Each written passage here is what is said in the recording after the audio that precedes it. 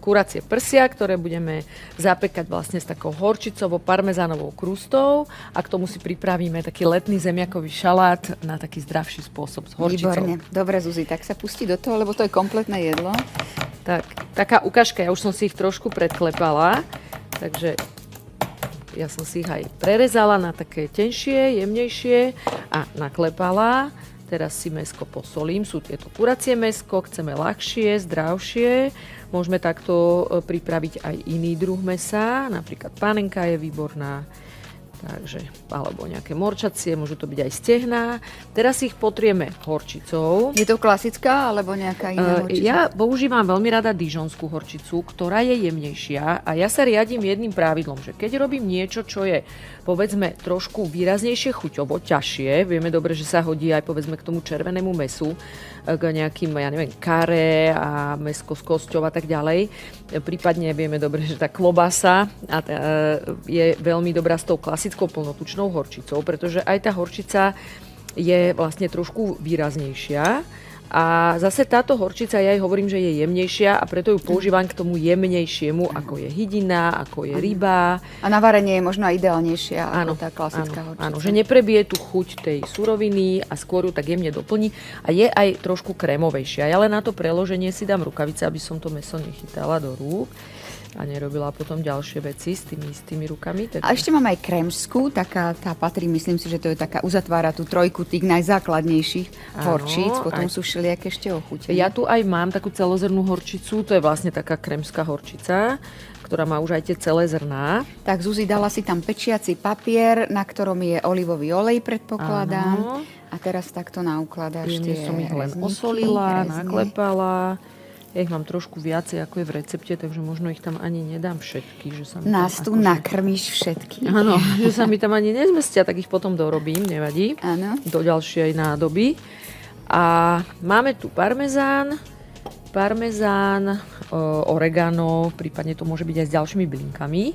Takže ja si to takto zmiešam dokopy, vytvorím si takúto parmezánovo-oregánovú posypku. A ňou ešte posypem tak náhrubšie mäsko. A hneď takto zasurová, áno? Áno, hneď. Hydina je veľmi výhodná, akurát si prsia, že sa robia krátko, takže mi naozaj stačí 20-25 minút ich do zlata krásne spraviť a sú pripravené. Čo je výhoda, takže veľmi jednoduchý, rýchly letný recept. Toto vyskúšam, Zuzi. Výborné. A máme to pripravené, môžeme dať piecť. Do rúry? Áno, ako si hovorila, 20 minút, 25 sledujeme. Treba si to sledovať, každá rúra trošku pečie inak. A teraz si pripravíme ten letný zemiakový šalát. Mám tu varené zemiaky, takže mám tu trošku také málo už miesta, ale nevadí. Aj tam pôjde horčica? Áno, aj tam pôjde horčica. Toto sú vlastne zemiačky, ja ich takto nechám, nemusím ich vôbec dávať cez ten zemiakovač, nerobím teraz vianočný šalát, robím taký letný, jemný šalát, ktorý buď tie zemiačky, keď sú väčšie, prekrojím, ja ich aj v šupke varím, ako vidíte, varili sa 15 minút, mladé zemiačky sú veľmi rýchlo uvarené, nevadí trošku kopru, aj tak tam pôjde, takže si ich poprekrájam na menšie. Keď mám malinké zemiaky, ako sú napríklad tieto, tak stačí len na polovičku. Takže si ich ešte pár prekrojím, ja to môžem potom dorobiť. A teraz ešte potrebujem nejaké letnú zeleninu, takže mám tu reďkovku, opäť tak náhrubšie, na väčšie. Máme tu letnú uhorku. Tak, takže prekrájame aj uhorku. Umytá, vysušená, samozrejme. Áno, umytá, vysušená, to som si už všetko pripravila dopredu. Tak, veľmi dobrý takýto letný šalát, ktorý sa trošku chuťovo podobá tomu zemiakovému, klasickému, ale je predsa len iný a ľahší. Ešte mám najradšej na uhorke jej vôňu.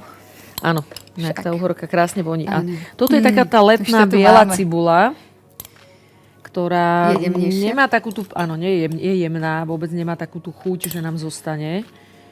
Tak, ja si ešte toto prekrojím jedenkrát a je to prekrojené, dobre. Takže premiešame a ideme si vytvoriť taký ten letný dressing. Máme tu biely jogurt, ideálne je grécky jogurt. A A taký môže byť aj ten, ktorý nemá tuk, alebo s tukom?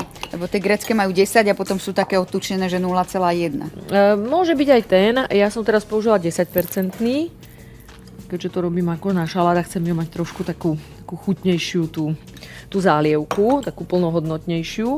Trošku citrónu. Tak toto to sú semiačka horčicové. Áno, horčica, akože, áno, tá celozrnná horčica. Výborne. Trošku soli, čierneho korenia, tu ho máme.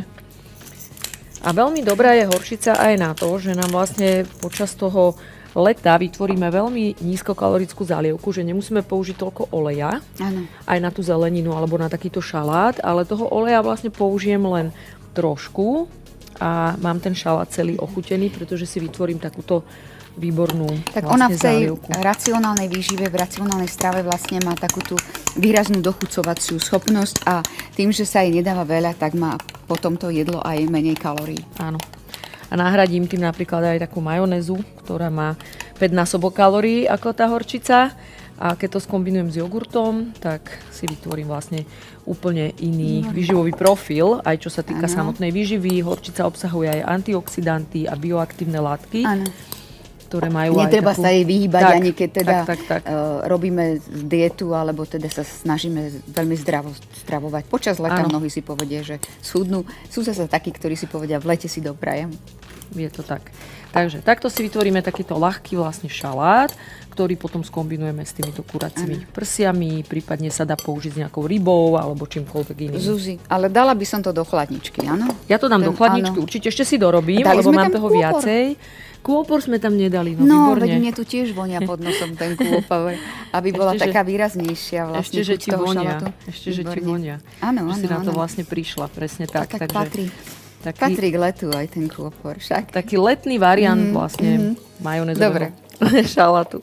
A dajme to do chladničky, aby sa nám to nepokazilo. A dáme to do chladničky a potom to zjeme. Výborne. Dobre, takže mäsko sa nám robí, máme prvý recept za sebou dnes.